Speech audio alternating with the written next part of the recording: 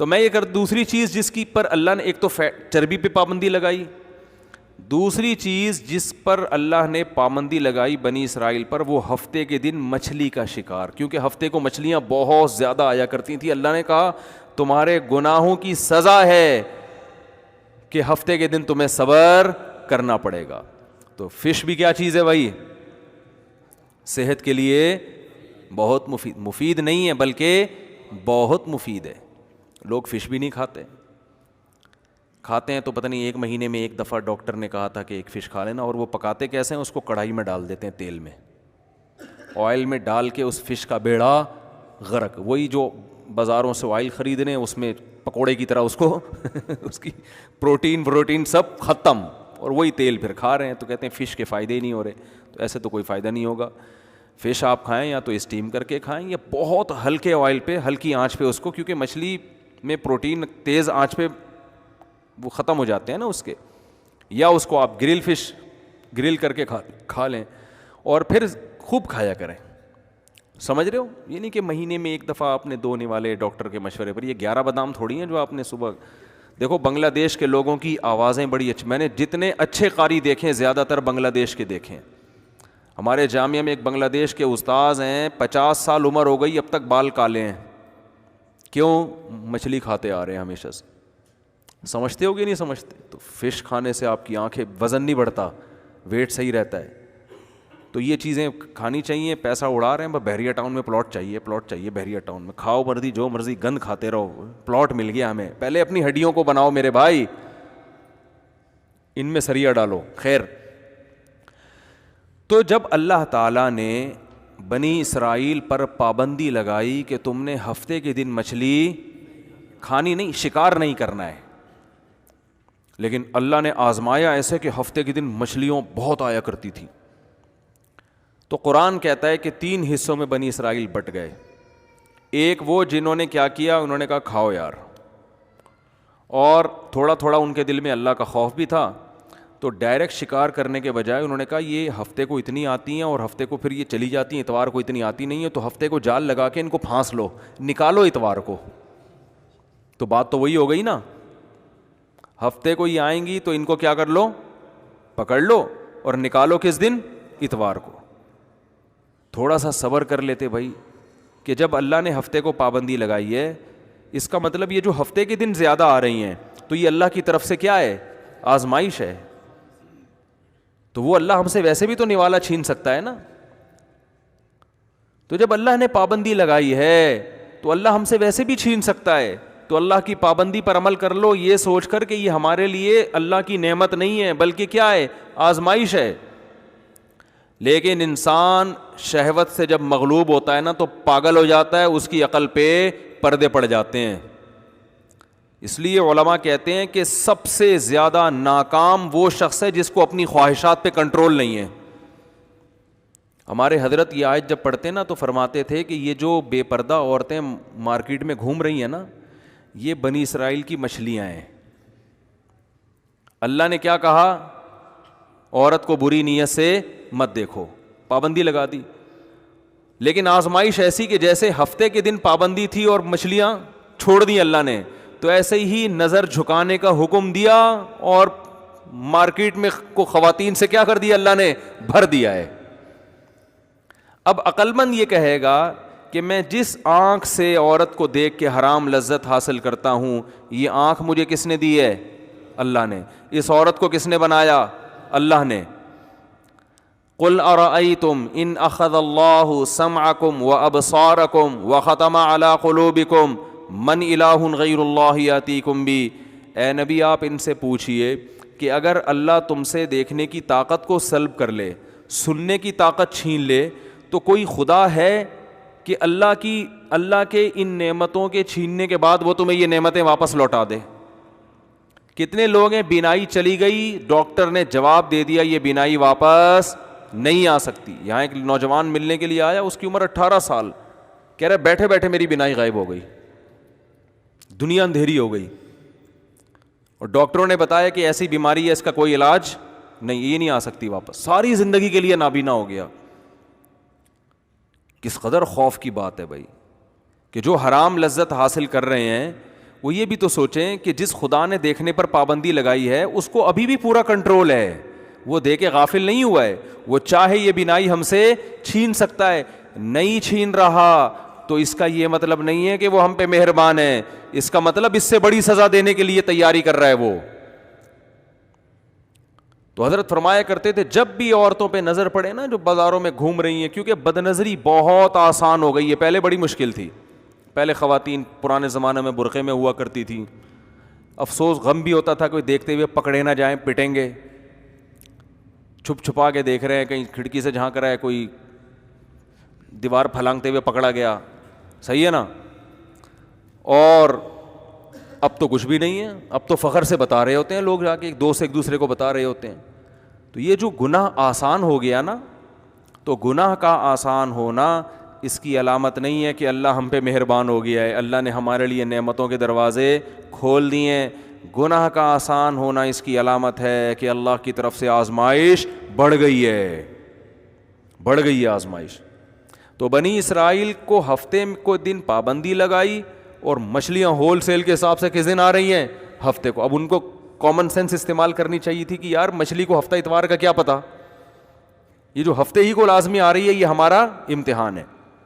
لیکن کیا کیا, ایک فریق نے کیا کیا, جال لگا دیا, اور شکار کرنا جال لگا لیتے تھے ہفتے کو اور اتوار کو نکال لیا کرتے تھے, کہ دل کے خوش کرنے کو غالب خیال اچھا ہے نا, کہ لوگ کہیں گے یار یہ تو منع کیا ہے پیغمبر نے, تو کہیں کوئی بات نہیں, ہم کوئی ہفتے کو تھوڑی, ہم تو اتوار کو نکال رہے ہیں شکار. تو یہ وہ ہیلا ہے جو حرام ہے.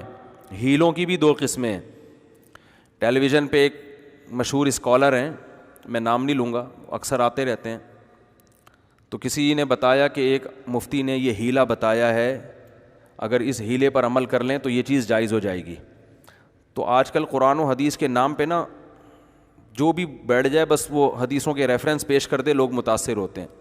تو انہوں نے فوراً کہا یہ ہیلے ویلے حنفی فقہا نے لکھے ہیں, حنفیوں کو لتاڑنا شروع کر دیا بیٹھ, یہ حنفی مولویوں کا کام ہے ہیلے بتانا, یہ سود سے بچنے کا ہیلا, یہ فلانے کام کا ہیلا. ہیلے اسلام میں کیا ہیں, حرام ہیں. اور پھر یہی بنی اسرائیل نے ہیلے کیے اور اللہ نے ان کو کیا دے دیا, عذاب دے دیا. تو میں تو تھا نہیں, میں نے کہا میں ان کے پاس بیٹھا ہوتا تو میں ان سے عرض کرتا ہوں, لوگ تو خوش ہوتے ہیں ماشاءاللہ کیسی زبردست بات کی, اور حنفی سارے علماء جتنے بھی تھے ان کو کیا قرار دے دیا, گمراہ. اس لیے کہتے ہیں پراپر طریقے سے جب تک علم حاصل نہ ہونا انسان گمراہی پھیلاتا ہے. نیم ڈاکٹر خطرہ جان ہوتا ہے کہ نہیں ہوتا, نیم حکیم نیم ڈاکٹر, تو ایسے ہی نیم علم بھی کیا ہے, خطرہ ایمان ہے. قرآن سے ہی پتہ چلتا ہے کہ جائز ہیلے بھی ہوتے ہیں اور ناجائز ہیلے بھی ہوتے ہیں. بنی اسرائیل کا جو ہیلا تھا وہ بھی ہیلا تھا مگر حرام تھا. ایک ہیلا خود اللہ نے بتایا ہے.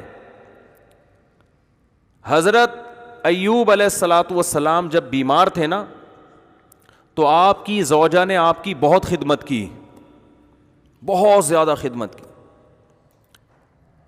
لیکن جب انسان بیمار ہوتا ہے تو طبیعت میں ذرا چڑچڑاپن پیدا ہو جاتا ہے, ایسا ہی ہے نا. تو کسی موقع پر خدمت میں ذرا کوتاہی ہو گئی تو حضرت ایوب علیہ السلام نے قسم اٹھائی کہ میں صحیح ہو گیا تو اللہ کی قسم تجھے 100 کوڑے ماروں گا میں. غصے میں نا حضرت ایوب علیہ السلام نے یہ قسم اٹھا لوں گا. اب جب غصہ ختم ہوا تو احساس ہوا کہ اتنی وفادار بیوی جو بیچاری اتنی خدمت کر رہی ہے, تھوڑی سی کوتاہی ہو گئی, اس کو کوڑے مارنا تو کسی بھی طرح بولو نا بنتا ہی نہیں ہے. لیکن پیغمبر قسم اٹھا کے پوری نہ کریں تو پیغمبر کو اس پہ بھی ضمیر مطمئن نہیں ہے. بھائی اللہ کے نام کی قسم اٹھائیے, کیوں قسم اٹھا کے پورا نہ کرنا, یہ تو اللہ کے نام کی ایک قسم کی, یعنی آپ نے اللہ کو وہ عظمت نہیں دی جو اس کا حق بنتا ہے. تو قرآن کہتا ہے ہم نے ایوب علیہ السلام کو کہا جب وہ ٹھیک ہو گئے, ہم نے کہا خذ بیدک ضغثاً, ایک جھاڑو لیں جس میں 100 تنکے ہوں اور ایک ہی دفعہ لگا دیں, ٹھیک ہے نا. ولا تحنس, اور آپ قسم میں حانس نہ ہو, قسم نہ توڑیں, قسم بھی پوری ہو جائے گی. اور بیوی کو بھی پتہ ہے کہ یہ ذلت کے لیے نہیں لگایا جا رہا بلکہ یہ اپنا ایک فارمیلٹی پوری کی جا رہی ہے. تو یہ بھی ایک ہیلا ہے یا نہیں ہے؟ بولتے کیوں نہیں بھائی, یہ بھی ایک ہیلا ہے, تدبیر ہے. تو حنفی علماء جن ہیلوں کو جائز قرار دیتے ہیں وہ اس قسم کے ہیلے ہیں, وہ برائی سے بچنے کے لیے ہیں.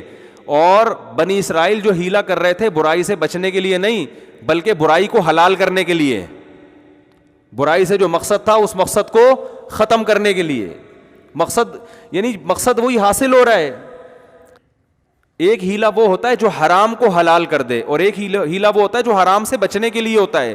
تو بچنے کے لیے جو ہیلا ہوگا وہ نہ صرف جائز ہوگا بلکہ پسندیدہ ہوگا, کیونکہ اس سے شریعت کے مقاصد حاصل ہو رہے ہیں. اور یہ ہیلے حدیث سے بھی ثابت ہے. کہ وقت موضوع چینج ہو جائے گا, ورنہ میں حدیث کے بھی حوالے دیتا کہ سود سے بچنے کا نبی نے ہیلا بتایا صحابی کو, رزلٹ وہی ہو رہا ہے, لیکن آپ نے حکم دیا کہ اس طرح سے کر لو گے تو یہ کاروبار جائز ہو جائے گا, اس طرح سے کرو گے تو یہ سود بن جائے گا. نتیجہ دونوں میں ایک ہی نکل رہا ہے. تو اس لیے علم ہمیشہ اہل علم سے سیکھا جائے گا. کوئی بھی اٹھ کے حدیثوں کے ریفرنس دینا شروع کر دے, یہ معتبر نہیں ہے. جیسے کسی ڈاکٹر کے پاس کبھی گئے اور ڈاکٹر نے کہا آپ کو یہ بیماری ہے تو اس کے لیے فلاں دوا کھائیں, میڈیکل سائنس کی فلاں کتاب کے صفحہ نمبر فلاں پہ لکھا ہوا ہے, کھا لیں. کبھی ایسا ہوتا ہے؟ آپ بولو گے جی میں نے کتاب کے حوالے دیکھنے ہوتا تو آپ کے پاس کیوں آتا, میں حوالہ ہی میں میڈیکل سائنس کی کتاب نہ پڑھ لیتا. ڈاکٹر بتائے گا کہ بھائی یہ جو حوالہ ہے یہ کس کے لیے ہے اور کس کے لیے نہیں ہے, یہ ہر ایک کے لیے نہیں ہے. ہر چیز کتاب میں پوری ڈیٹیل سے تھوڑی ہوتی ہے. ڈاکٹر بتائے گا کہ بھائی یہ جو حوالہ لکھا ہوا ہے یا آپ نے اس بیماری میں یہ دوا کھانی ہے, میں دوسری کتاب کا بھی حوالہ دیتا ہوں کہ اس میں لکھا ہوا ہے کہ یہ ان لوگوں کے لیے جن کی عمر 60 سال سے زائد ہو, یا جن کو یہ بیماری نہ ہو. یہ 10 چیزیں ہوتی ہیں. اسی وجہ سے کبھی بھی میڈیکل سائنس میں حوالے نہیں لیے جاتے بلکہ ڈاکٹروں سے رابطہ کیا جاتا ہے. آپ کہہ سکتے ہیں ڈاکٹر فراڈی بھی ہوتے ہیں, تو بھائی 1 نمبر بھی تو ہوتے ہیں. تو یہ تحقیق کی جاتی ہے ان میں کون 1 نمبر ہے اور کون 2 نمبر ہے. تو اسی طرح مسائل کے معاملے میں عوام پر لازم ہے کہ وہ تحقیق کرے کون 1 نمبر مفتی ہے, کون 2 نمبر ہیں.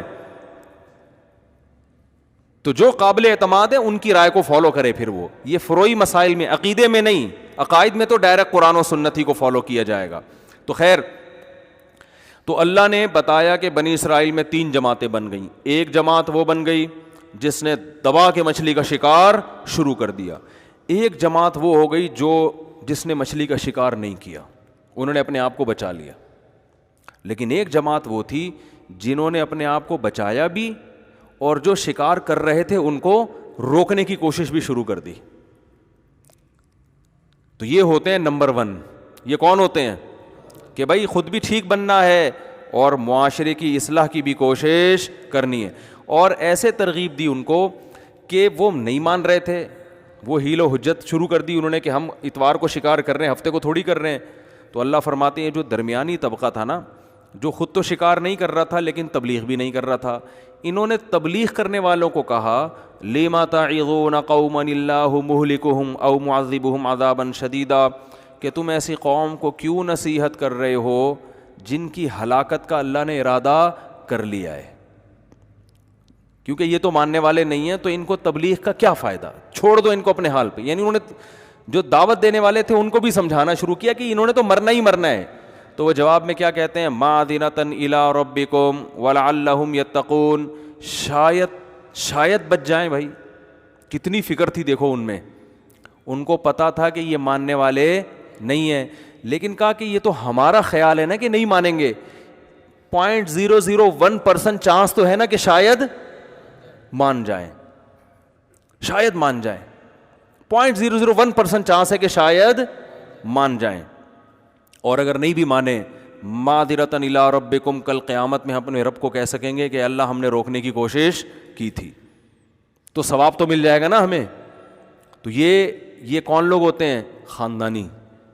کیا کہلاتے ہیں ایسے لوگ معاشرے میں, خاندانی, جو کہتے ہیں یار اپنا کام کیے جاؤ. تو یہ جو دعوت دینے والے لوگ ہوتے ہیں, اچھا اللہ نے پھر ہلاک کر دیا ان کو, بندر اور خنزیر بنا دیا. اللہ تعالی ہم سب کو بچائے. اللہ تعالیٰ فرماتے ہیں فجعل منہم القردۃ والخنازیر. اللہ جب وہ رات کو سوئے ہیں نا, جنہوں نے مچھلی کا شکار کر رہے تھے, رات کو سوئے ہیں تو صبح اٹھے تو کوئی بندر بن چکا تھا, کوئی خنزیر سور کی شکل بن چکی تھی کسی کی. پھر حدیث میں آتا ہے 3 دن کے بعد اللہ نے ان سب کو ختم کر دیا. یہ جو نسلیں بندروں کی اور سور کی چل رہی ہیں, ان کا ان بنی اسرائیل سے کوئی تعلق نہیں ہے. لوگ ان کو پکڑ کے کوٹنا شروع کر دیتے ہیں بعض دفعہ کہ یار یہ وہی ہیں, انہوں نے نافرمانی کی تھی.